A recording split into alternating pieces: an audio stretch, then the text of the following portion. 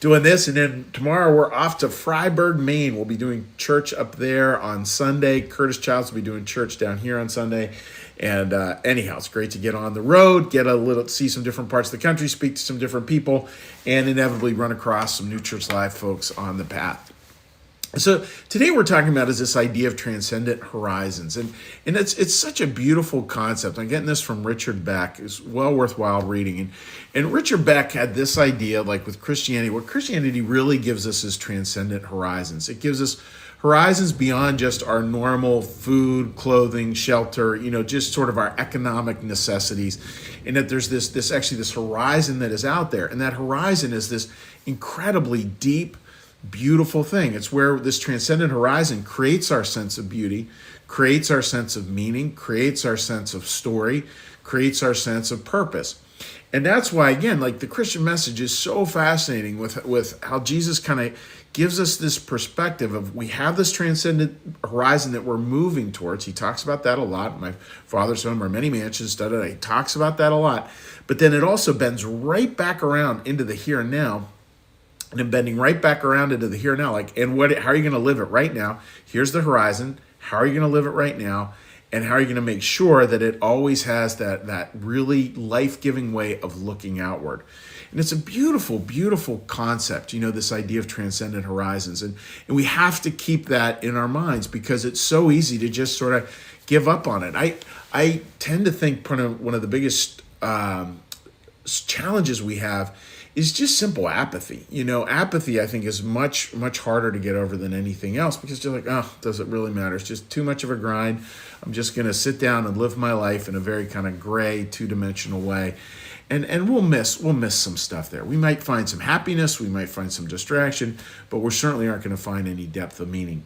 And so the question becomes, how do we find that depth of meaning? And this is where, again, in a fascinating idea is that we can come back again and again to what our conscience tells us, what that deep kind of internal part says. And we have to be quiet to hear it. We can't confuse it with our opinion. Usually our conscience will ask us to do things that initially will not feel particularly good. That's one way to know it's conscience, because it's sort of like, you think about our phrase, the pangs of conscience, and I think that's really true. There's a little bit of pain and discomfort involved when we have that idea of a transcendent horizon.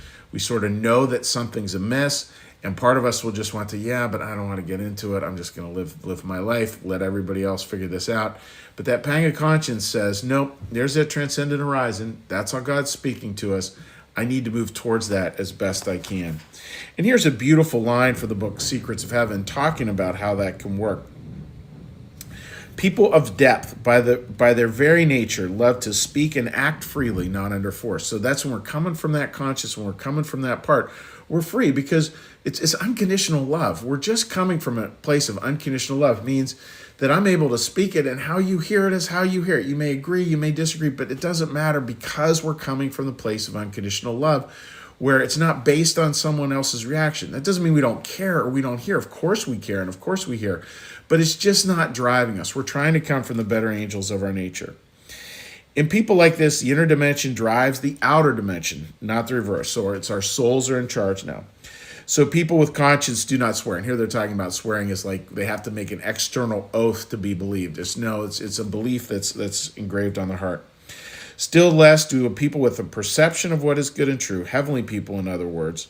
Such people do not reason to themselves or prove things to each other, but say simply yes or no. And so they are well beyond any oath-taking. And I love that idea, just the simple yes and no, the simple, here's this transcendent horizon. We have this sense of beauty in our lives. We have this sense of meaning. We have this sense of purpose. We have this sense of that there is a right and wrong that is beyond our opinion. We can't vote on it. We can't, it's not a democratic process. It's like it's there. It's like the laws of gravity. And our job is to move towards that. And we do it with this idea of freedom and joy, because that's what we're created. That's the image we're created to move into. God, we are made. It's revolutionary, right? And it needs preached on all the time. Revolutionary from the Judeo-Christian heritage that we are all made in God's image and likeness. Doesn't mean we're God. Trees are also made in God's image and likeness, by the way. But it sure does add a holiness to the human experience. And that idea of like that movement towards the transcendent horizon. So friends, what does that mean for us today? Well, that means just find a moment to sense what that transcendent horizon is for you. And just like feel in your heart where that might be calling you to a particular yes, where that might be calling you to a particular movement, and just take it like a nanosecond to just reflect on the freedom and the joy that comes from that place. Like, oh yeah, these are the better angels of my nature. This is what God intended me to be. And there's a self-forgetfulness in that all. And at the same time, paradoxically, huge amount of self-forgetfulness. But it's the self-forgetfulness that brings us right back in who we were from all time created to be. I mean, this amazing, amazing loop that happens. So friends, may you have a day of a transcendent horizon ahead of you. Thank you. And with that, what we're going to do now is we're going to shift gears. And we're going to shift gears with a little prayer, a little meditation, a little blessing. And then today, because I'm actually on the home front, I will be able to answer comments live. I will not over in cheery old England anymore. So you feel free to leave a comment and I will try to respond to them either in written form or live this morning. So with that, dear friends, let's get a little breath.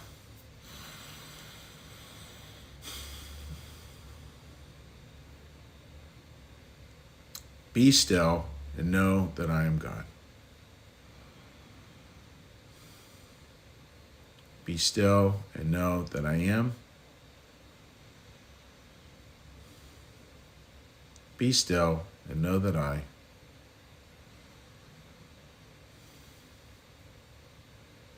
Be still and know that.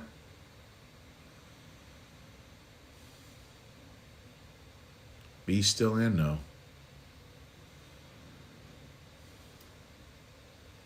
Be still and.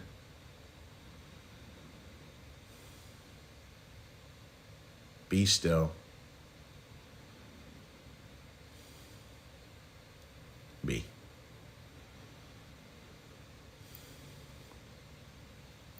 Our Father, who art in the heavens, hallowed be thy name.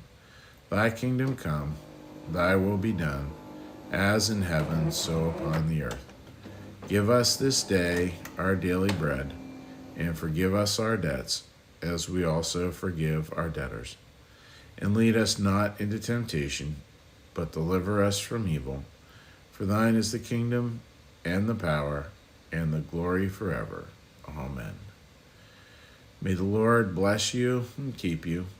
May the Lord make his face to shine upon you and be gracious unto you.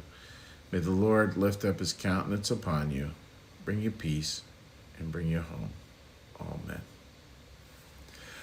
All right, dear friends.